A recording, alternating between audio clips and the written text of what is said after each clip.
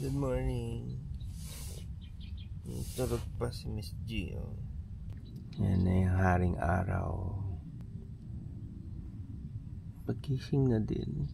Yung mga gamit namin kagabi na nasa labas pa. Yung mga panglutuan namin. Saka yung mga ilang ulam. Pinasok na namin kagabi. Kasi may umiikot ditong aso. Na nagbalak kunin yung pagkain namin. Tikan na kami, wala kami sanang almusal. Then gising na tayo. Hindi mo nakuha ng pagsikat. Nakunan ko. Tumayo ka? Yeah. Tulubas ka? No, dinawin ko lang dito. Habang humihilik ka, right guys? Ayan. Yan. Yeah. See? Yeah. Yan guys, oh. Sunrise. Diba kanina meron na nakunan ko na yung bago mga ayan na. Mga na si Haring Araw. Yeah, see? Good morning guys. Yan, nagising na kami. See? Bago lahat yan.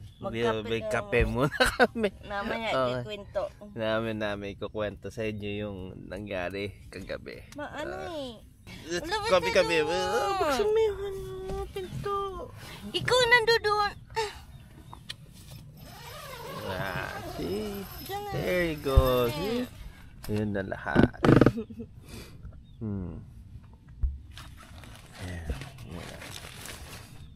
Naku, nawala na yung ulam. Kinain ng aso.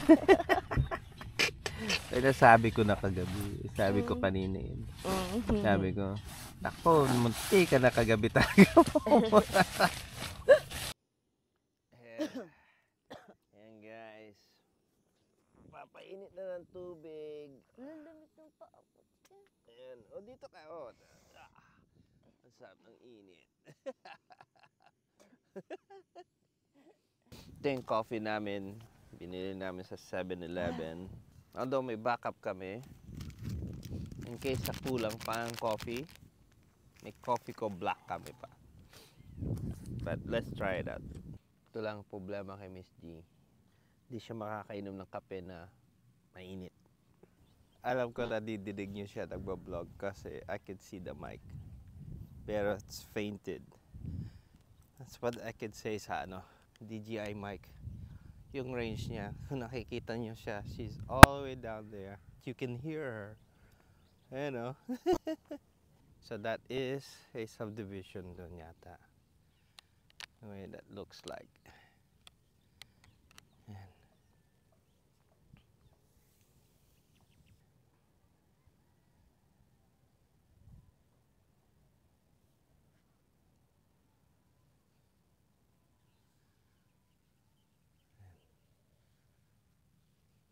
Then we'll see the rest of the city, Clark, and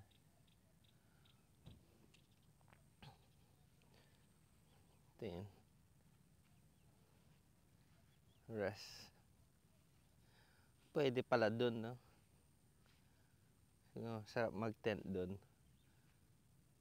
Bella Montana Farm. Actually, it's fruit farm. Kaya lang, wala pa naman ako nakikitang fruit. It's Miss G, oh. Hello, Miss G. Hello. How's the coffee? It's Ayun. already cold? Yeah, for you. Pinapalamig ko. Ay, yeah. Next time talaga na talagang may balak na babalik, 100% talaga yung balak na bumalik, no? Okay. Kasi next time, ang ganda din pala doon. See, sabi ko sa iyo eh. Ando doon na yung advantage niya, yung malapit yung CR. Malapit yung CR. Tapos, yung view mo doon naman is yung talaga yung mountain, ang Yung Mount Arayat. Oo. Yun talaga at sa yung view mo at saka yung Mabalacat. Yeah. Yun. Tanaw mo doon yung bridge ng Mabalacat eh. Ay, New Clark ah, City. yung New Clark City. Okay. Yeah. So, maganda din doon. At saka yun nga, nandun yung CR. Ang layo na CR dito. Kaya, next time, if makapunta tayo dito ulit, pupunta tayo ulit. Yun, doon tayo. Na? Kaya lang kailangan maaga-aga pa, no? Nanermonin, no? Magkape muna ako. Ayan. Kaya lang, pag nagluluto kami ng iklog, kailangan to the standards. So, may natira kaming pork chop. Nagluto na ako ng scrambled egg. Kasi napanood nyo kanina. So, hindi ko alam kung siya kakain ng kanin. But of course, ako, I don't eat breakfast. But I want some egg. Yan. Hopefully, ayan. Pwede na ipatong din dito. Ayan. So, you can see the breakfast namin. Talaga, pag nag-camping nga talaga, kailangan cowboy-cowboy.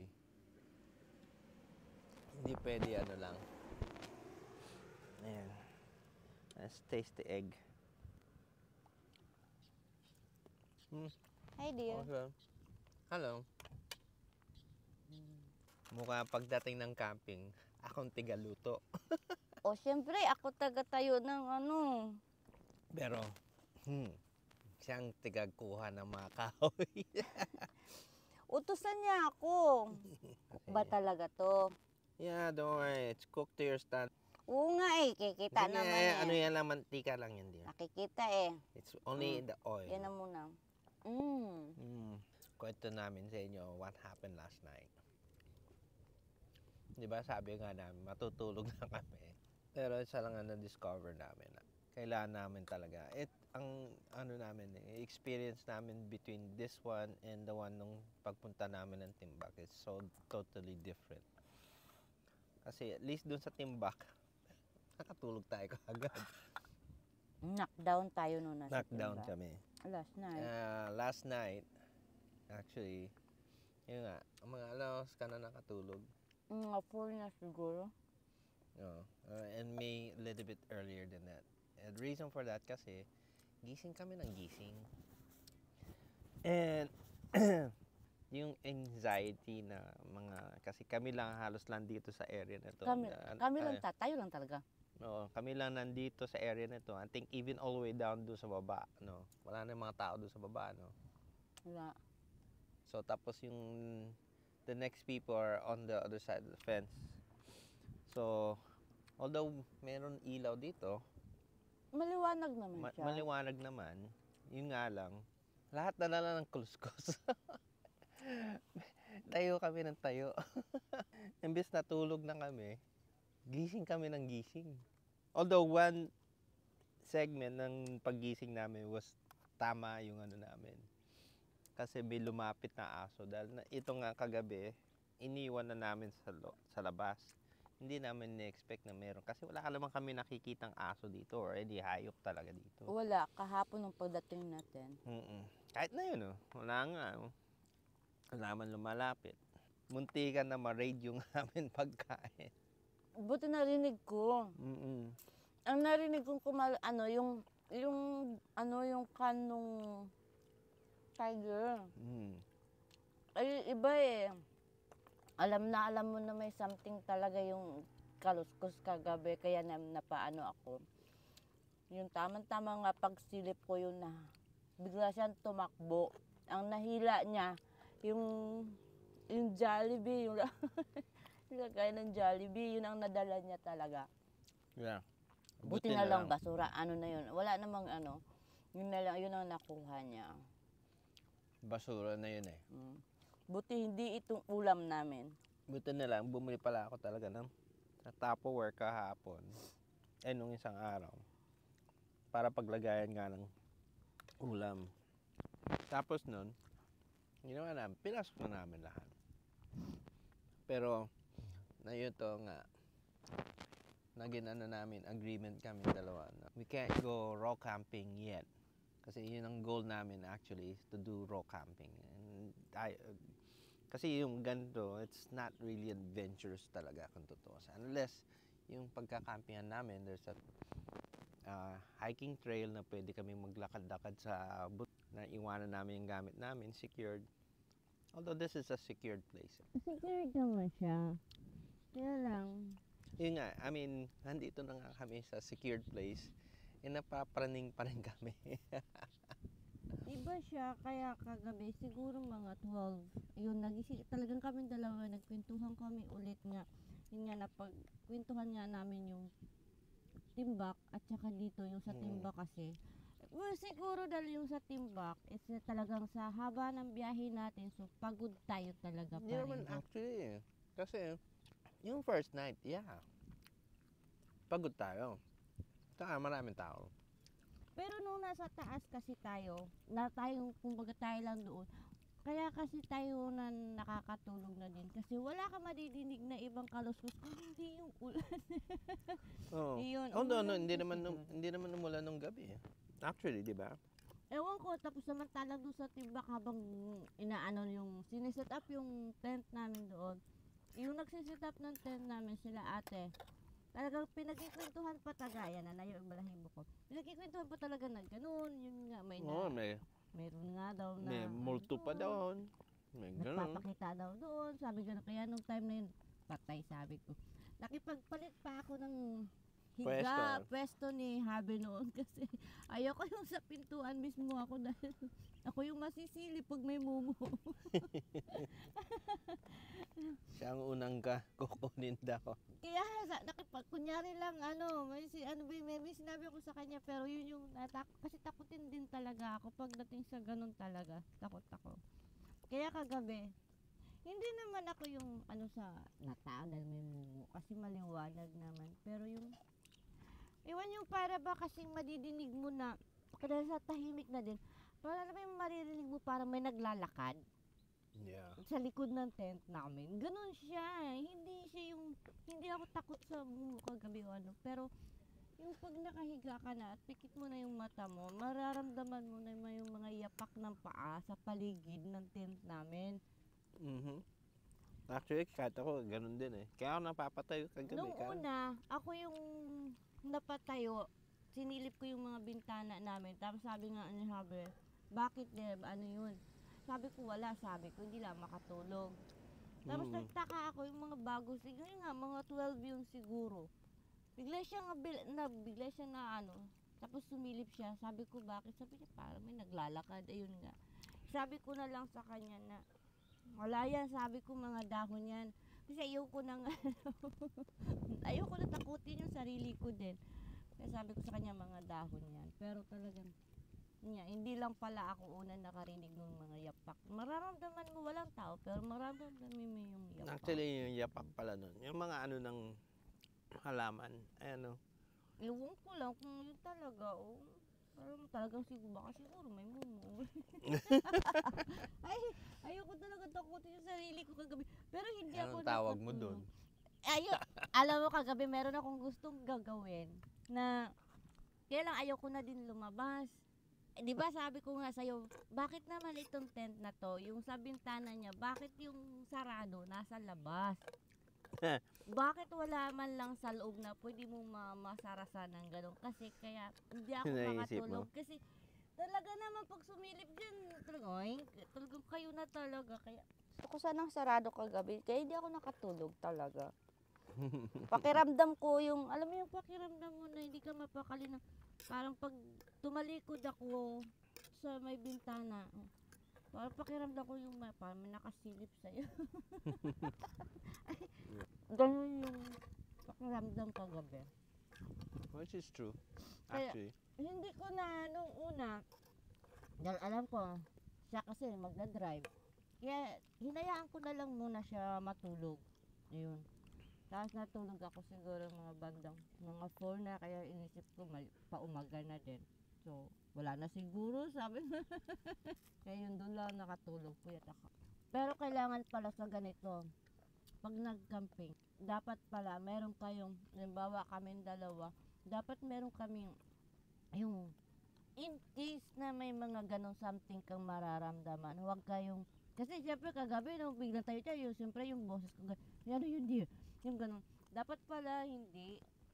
Kailangan sa susunod, alam na natin na, alam mo, Kalmante lang.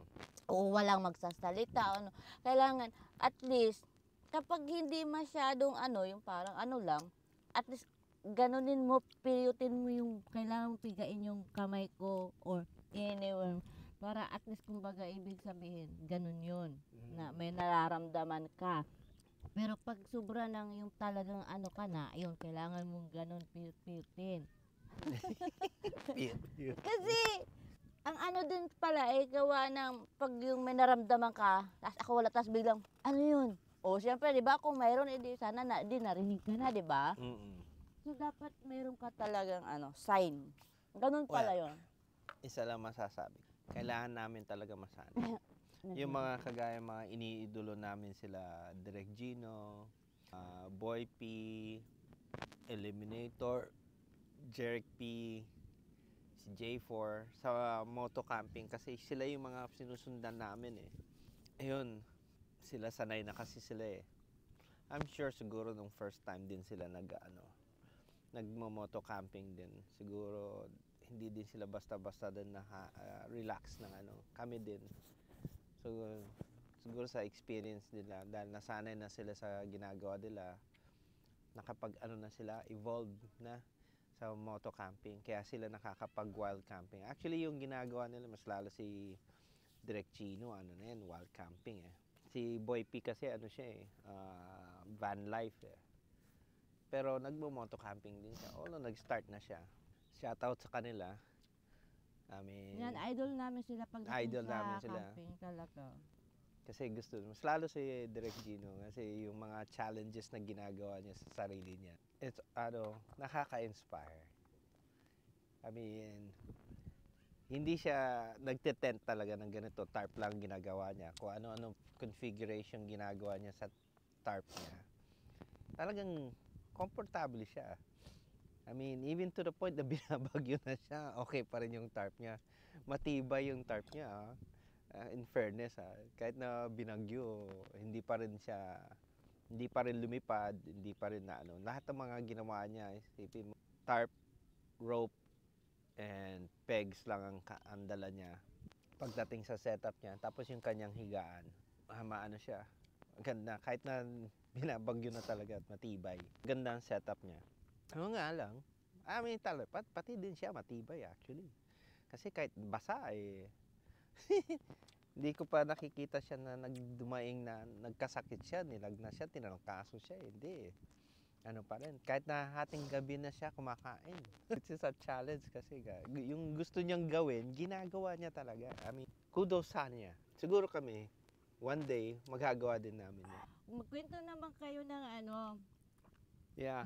Kwento nyo naman yun. At least para kami, alam namin yun, mapaghandaan namin. Kasi especially yung mga first time na moto camping, yung first time nyo ginawa.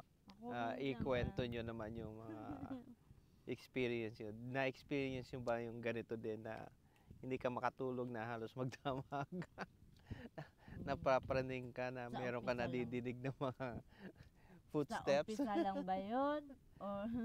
Or talagang may mga yun na mga lugar na iba talaga yung talaga niya. Especially yung mga nag-rock camping, yung mga hindi talaga nasa formal campsites. Yan. Or baka naman meron din kayo na try na kahit nasa ganitong sa campsite siya, pero talagang meron talagang ganong pakiramdam. Lagyan mo kaya ng alarm si Suki. Naisip ko yun. Yung wire na ilagay mo sa parameter ng natin na para pag may lumapit, yung ma-alarm. Buwag talaga sila. So maya-maya lang, magliligpit na kami and then punta naman tayo dito sa kabila. Let's go to the end side. Ouch, ouch.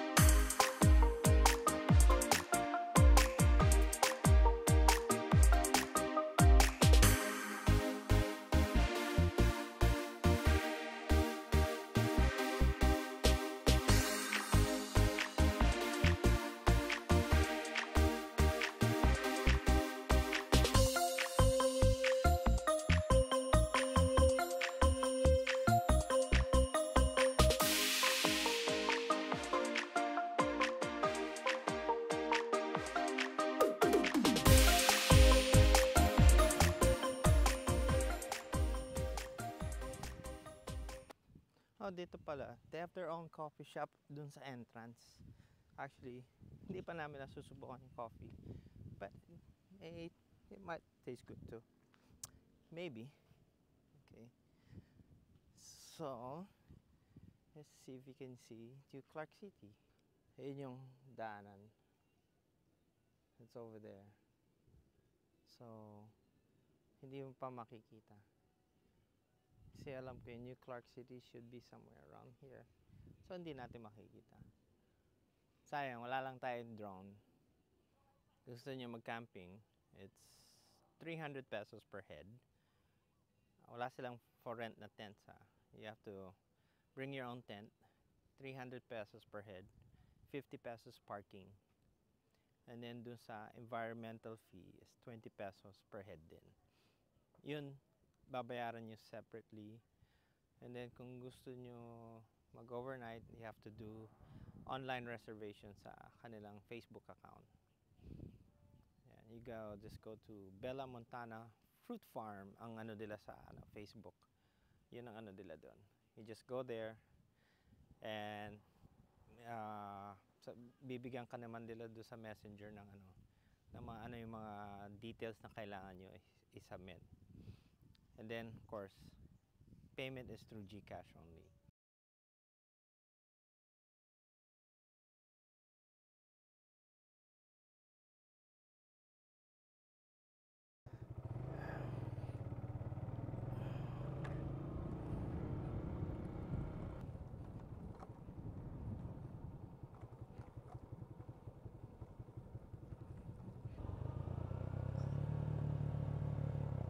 Ayun dito maganda din pala dito Sa susunod dito tayo.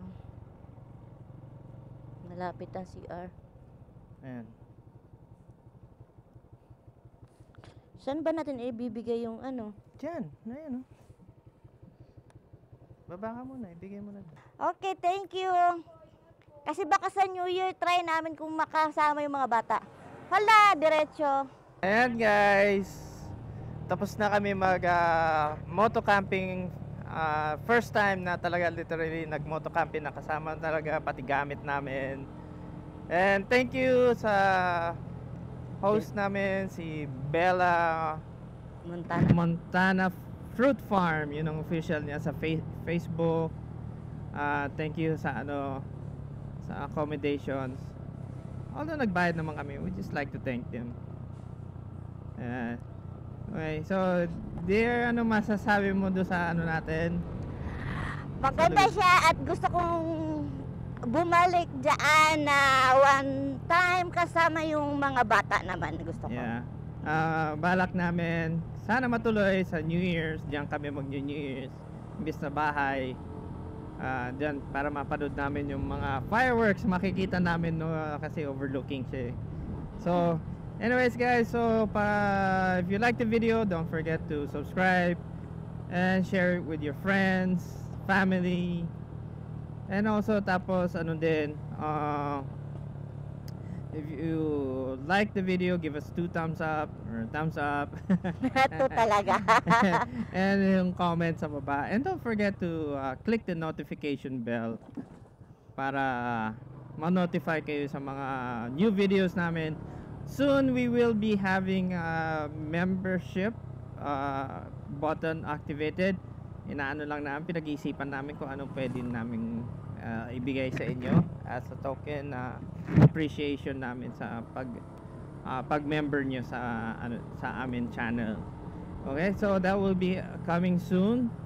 Okay, and hopefully lahat kayo will join. Okay. Para maano namin, so we can give you these contents and continuously improving sa mga contents namin. Okay, so thank you guys. See you till next time. Always remember, ride safe and always have fun no matter what happens. Ciao.